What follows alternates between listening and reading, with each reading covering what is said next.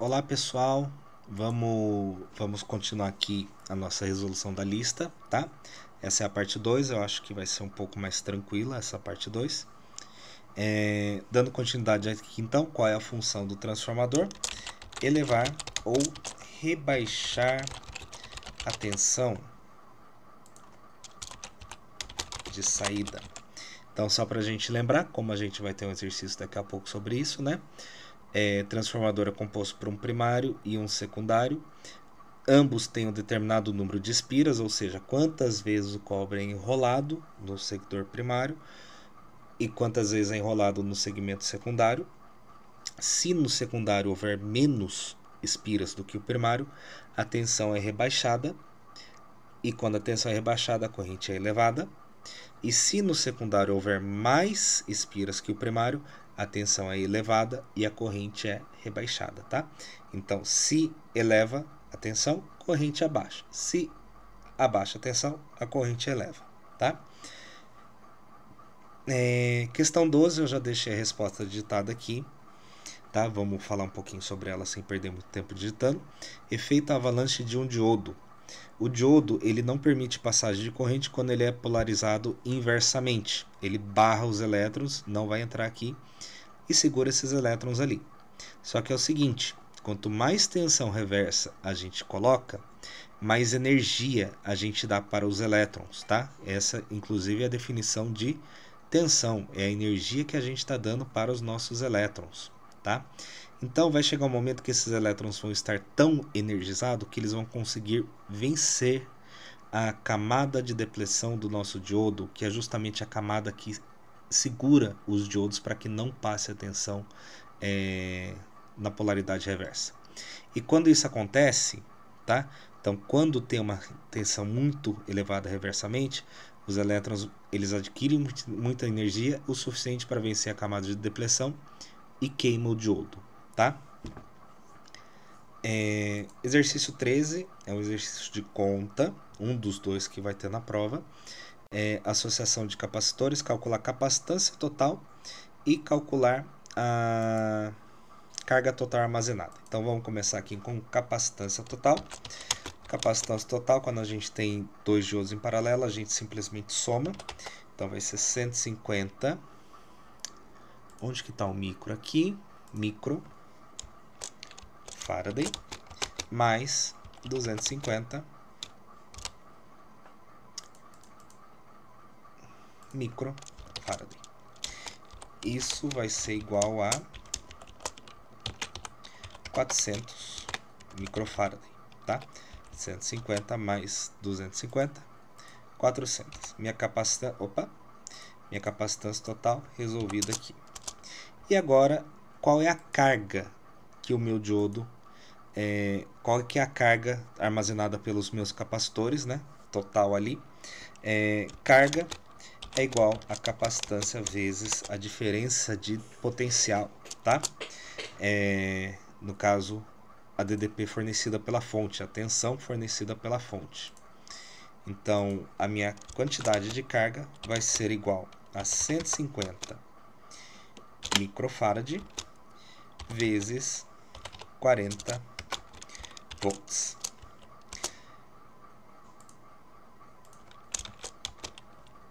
(150 microfarads, 150 vezes 10 elevado a menos 6. Deixa eu ver se eu consigo deixar bonitinho isso aqui.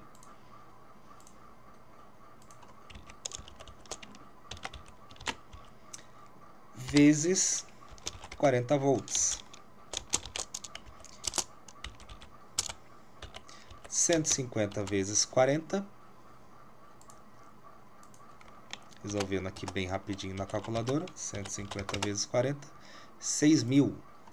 Então, minha quantidade de carga vai ser igual a 6.000 vezes 10 elevado a menos 6. 6.000 é 6 a terceira, 10 a menos 6. A gente consegue resolver isso aqui, ó. Eu estou prolongando, tá? Mas a resposta já está ali. Eu tenho 6 vezes 10 elevado a terceira vezes 10 elevado a menos 6. Isso vai ser igual a 6 vezes 10 elevado a menos 3 coulomb. Ou seja, também conhecida como 6 milicoulombs. Tá ok? Calculada aqui minha capacitância total e a quantidade de carga armazenadas por esses capacitores. Vamos fazer agora o segundo. A gente tem uma associação em série. Só para lembrar, quando eu tenho diodos em paralelo, eu vou somar a capacitância deles, porque eu estou inserindo 40 volts nos dois capacitores, então todos eles vão carregar completamente.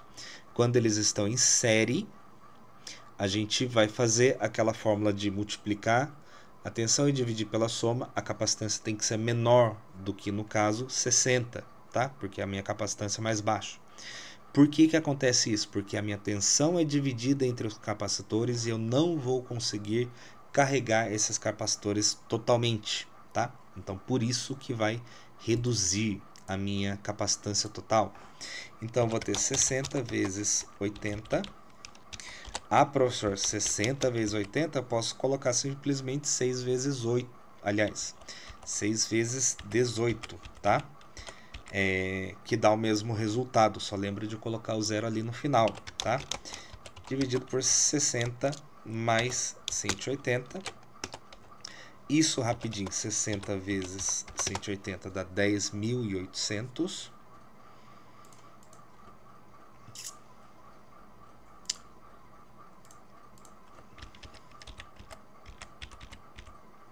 (10.800).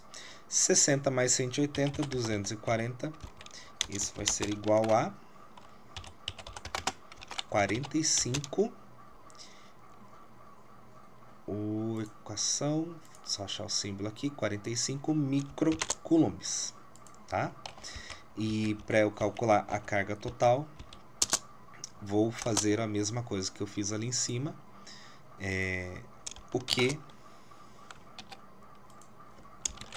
é igual a C vezes U. Ou seja, vai ser igual a 45 microfarad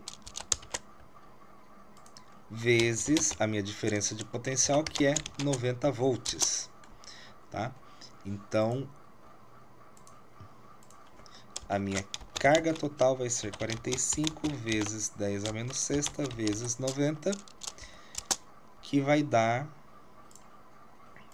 Vou fazer direto, tá? Para não ficar perdendo muito tempo aqui.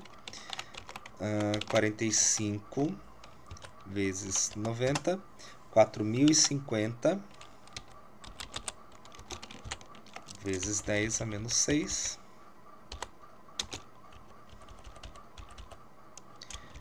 coulombs, ou também pode colocar que é igual a 4,05 milicoulombs, tá? Andei com a vírgula 3 casas, pego o expoente, elevo 3 casas para a esquerda.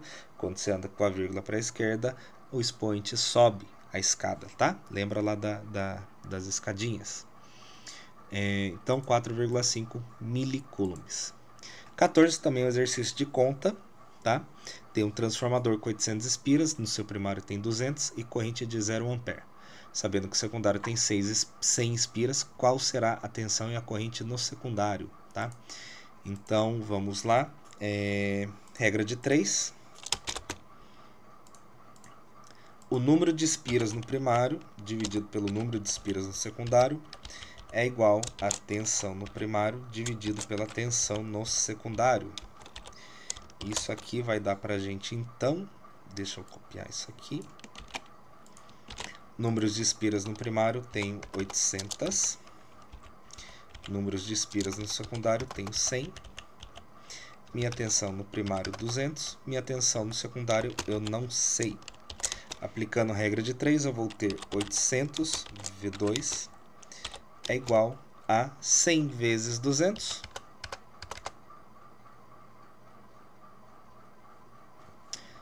20 mil.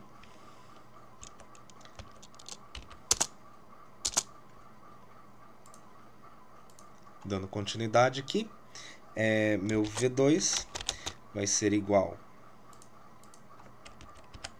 a 20.000 dividido, por 800. Isso vai me dar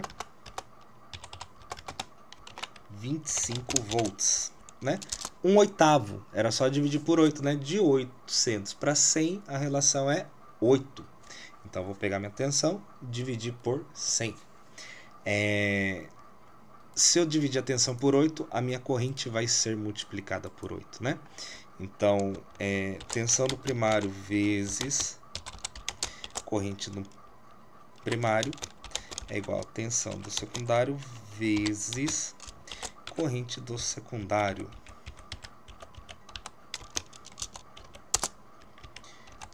Isso aqui vai me deixar então com V1 é igual a 200, corrente 1, 0,1 é igual a V2, 25 vezes I2, não sei quanto que é. Isso aqui vai me dar I2 é igual a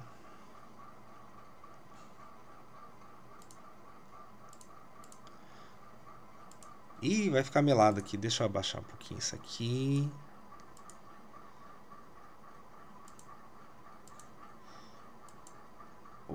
Deixa eu levar isso aqui um pouquinho para cá. Arrastou muito. Sumiu meu transformador. Gente. Aí. Meu I2, então, vai ser igual a 200 vezes 0,1, 20. Dividido por 25.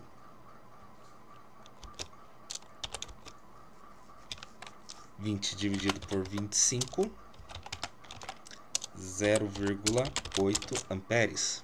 Multipliquei por 8, né? 0,1 vezes 8. Muito bom. Vamos lá. O que é um transistor? Já estamos terminando nossa lista, já estamos aqui no 15. Transistor, ele é um componente formado por uma junção PNP ou NPN, ou seja, formado por 2 diodos. Posso responder isso? Pode. Tá errado? Não.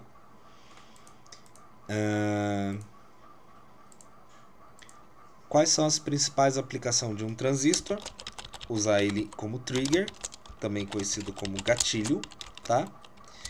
E como amplificador, tá? Amplificador pode ser de corrente, de tensão, de potência, vai depender, tá?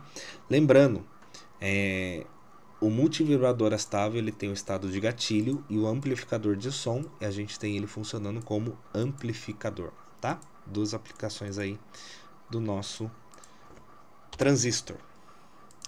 O que é região de saturação e região de corte do meu transistor? Então, ó, saturação, quando a tensão da base está em seu máximo e o transistor age como uma chave fechada. Ele não regula a tensão, ele fechou. Lembra da barragem, lembra do esquema da barragem. Toda a corrente que você tem ali no coletor vai ser despejada no emissor, tá? Você abriu totalmente a barragem. Essa é a zona de saturação. E a zona de corte, quando a tensão da base é muito baixa e não envia corrente do coletor para o emissor. Ou seja, você não consegue pagar a taxa de 0,7 volts, não pagou o imposto do diodo.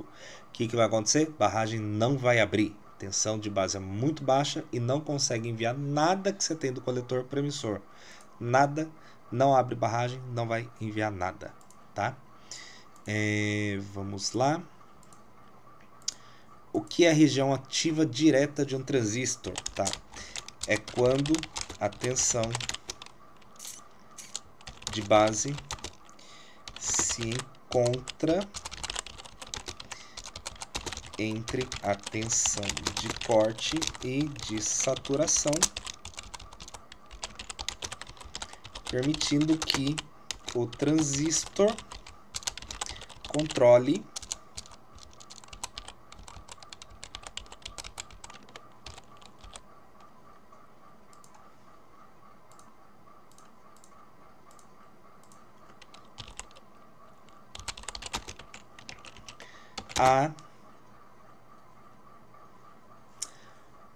quando a tensão de base se encontra entre a tensão de corte e saturação, permitindo que o transistor controle a quantidade de corrente enviada do coletor para o emissor. E essa é a graça do transistor, né? Que ele possa controlar ali a corrente de base, a tensão de base, para que você controle quanto da barragem que você quer abrir, quanto de corrente que vai enviar ali da corte do coletor para o emissor, tá? 19. Quais as vantagens e desvantagens? Aliás, quais as vantagens e desvantagens de utilizar base comum, coletor comum e emissor comum? Base comum, a gente tem amplificação de potência e tensão. A desvantagem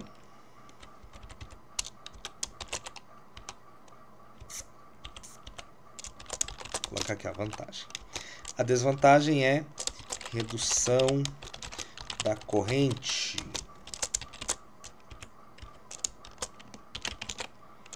Depois eu tenho aqui coletor comum,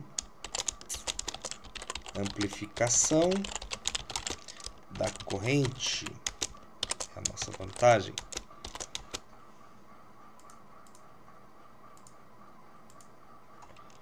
E a desvantagem é a redução da tensão. E por último, o emissor comum é reverter o sinal e amplificar corrente, potência e tensão. Não tem desvantagem, vai depender muito da aplicação que você vai dar para ele, tá? Então é importante porque cada circuito ali vai ter uma aplicação diferente e para o emissor comum pode ser uma desvantagem quando trabalha com tensões muito elevadas, tá? Mas no caso, no geral, não tem desvantagem. Dados amplificadores operacionais a seguir, tá acabando. Determine o valor de tensão da saída. Está entrando 1 volt, vai amplificar 10 vezes. Não pode passar de 12 volts. Então, o meu sinal de saída vai ser igual a 1 volt vezes o A, que é 10. Isso vai me dar 10 volts. Passou dos 12 volts? Não. Então, eu posso dar o resultado 10? Posso. Professor, aqui está 2 volts, a amplificação é 10 e o limite é 12. 2 vezes 10 dá 20. Deu 12 aqui no máximo. O que eu vou colocar como resposta? Você vai colocar como resposta 12 volts.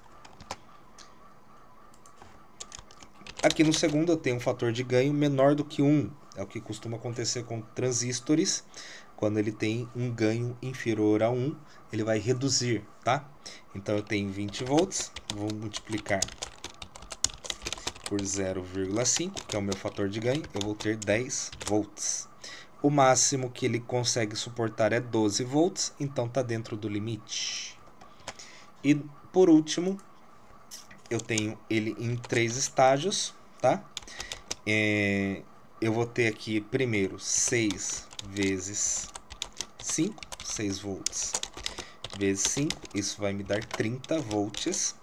O meu limite é 100, posso aplicar.